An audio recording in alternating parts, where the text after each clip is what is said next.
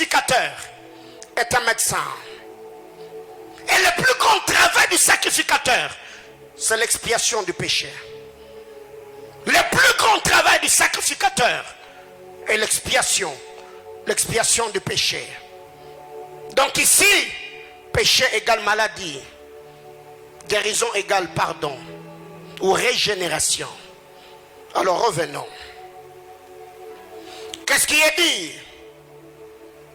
Job chapitre 31, je reviens sur le texte de base.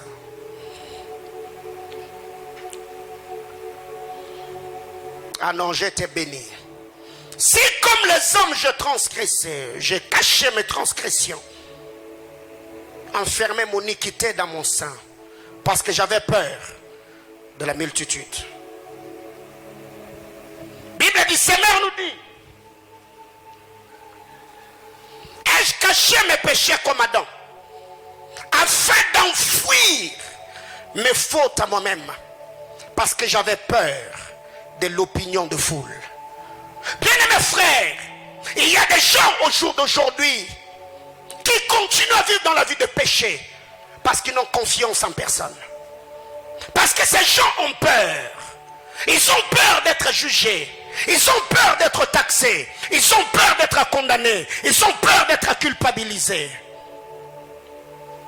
Bien-aimés dans le Seigneur, aujourd'hui, il y a des gens qui ont du mal à se confesser, même auprès des hommes de Dieu. Parce qu'elle se dit, une fois j'avais tenté de me confier à un pasteur, et le pasteur n'était pas discret. Et je l'ai toujours dit, les indiscrets n'auront jamais de place dans le conseil de Dieu. Devant le trône, il n'y a pas d'indiscrétion. Car devant le trône, la curiosité peut te tuer.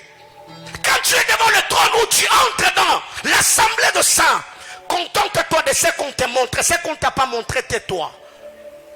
Lisez la parole de Dieu dans les livres d'Apocalypse. Jean s'est contenté de ce qu'on lui révélait. Et ce qu'on lui avait jamais révélé, Jean s'était tu. Il n'avait jamais posé de questions. Pourquoi j'ai enfoui mon péché dans mon sang? Parce que j'avais peur de l'opinion de la foule. Bien-aimés dans le Seigneur, il y a d'autres personnes qui viennent vers vous, vous racontant certaines choses, certaines expériences, vous disant certaines choses. Comme quelqu'un qui expose un problème qui ne lui appartenait pas, alors que ce qu'il est en train de te dire, il te raconte sa propre vie, mais il place la vie ou l'identité de quelqu'un.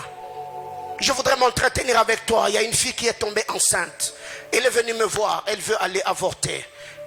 Elle m'a exposé ce problème. Qu'est-ce que tu me donnerais comme conseil pour que je puisse partager avec elle? Après tu commences à parler. Aïe, aïe, aïe, aïe, aïe. Cette fille, écoutez, une telle personne ne s'ouvrira jamais. Pourquoi? Il y a ces genres de personnes qui viennent exposer leurs propres problèmes, mais ils cachent juste leur identité.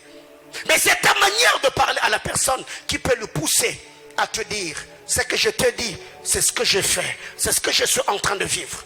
Bien-aimé dans le Seigneur, quand David a entendu le prophète Nathan parler en parabole, David se fâchait. David est entré en colère. Il a décrété la sentence de la mort. Mais quand Nathan a interprété le parabole, David s'est repenti.